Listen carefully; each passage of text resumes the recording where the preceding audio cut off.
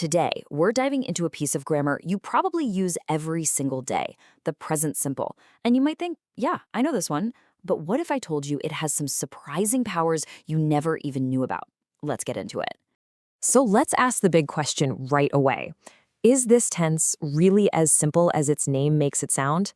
I mean, we use it constantly, but most of us are only just scratching the surface of what it can really do. Well, here's the thing. The rules for how to form it, yeah, they're pretty simple. But the ways you can use it, oh, that's where it gets incredibly powerful. Think of it less like a basic tool and more like a Swiss Army knife for communication. Let's unpack that.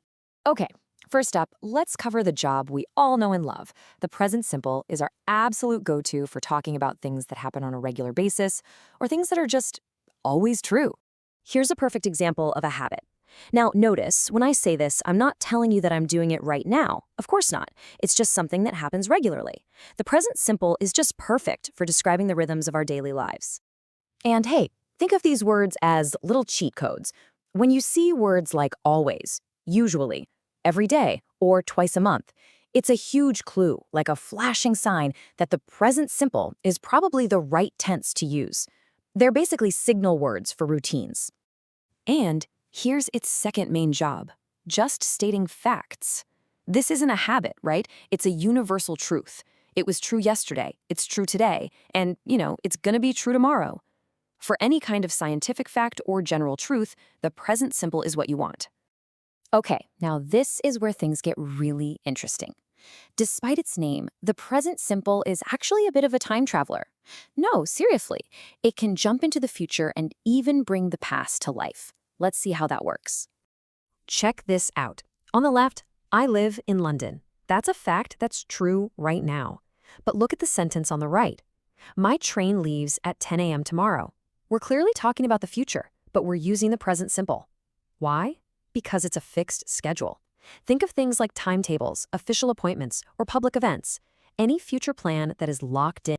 So it's not just for the present and the future. Get this.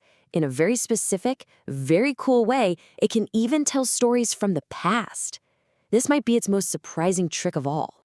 Now listen to how this story is told. By using the present simple, the storyteller just pulls you right into the moment. It makes you feel like you're standing right there watching it happen. It creates this amazing sense of drama and immediacy. It's a really common trick in storytelling, or even just when you're summarizing the plot of a movie for a friend. Okay, so now that we know what the present simple does, which is a lot, let's quickly look at how to build it. And don't worry, this part really is straightforward. For positive sentences, it is incredibly easy. For I, you, we, and they, you just use the basic verb. The only trick you have to remember is for he, she, or it. For those, you just add an S. He walks, she walks. That's the only rule. Simple, right? All right, so to make a sentence negative, you just need a little helper. We use don't for most subjects, and our old friend doesn't for he, she, and it. You just pop it right before the main verb. So she walks becomes she doesn't walk. That's all there is to it. By the way, that helping verb has a technical name. It's called an auxiliary verb. Think of words like do or does. They don't have a lot of meaning on their own, but they are absolutely essential for building our questions and negative sentences. So how do we ask a simple question with this? Easy. You just take that auxiliary verb, do or does, and you move it right to the front of the sentence. So she walks becomes does she walk? And the answer to that will always be a simple yes or no. But what if you want more than just yes or no? You want details. Well, that's just as simple. All you do is add a question word like where, when, or who right at the very beginning. Does she walk easily becomes where does she walk?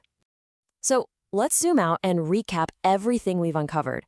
This tense that seems so basic on the surface is actually a powerful multi-purpose grammar tool. So let's just hammer home its 4 key jobs. It handles our daily habits and routines. It states undeniable facts and truths. It helps us organize our future with fixed schedules. And my favorite, it tells dramatic stories from the past. It is so much more than just a present tense. So I'll leave you with this thought. Now that you know its hidden powers, from scheduling the future to retelling the past, how will you use the present simple today?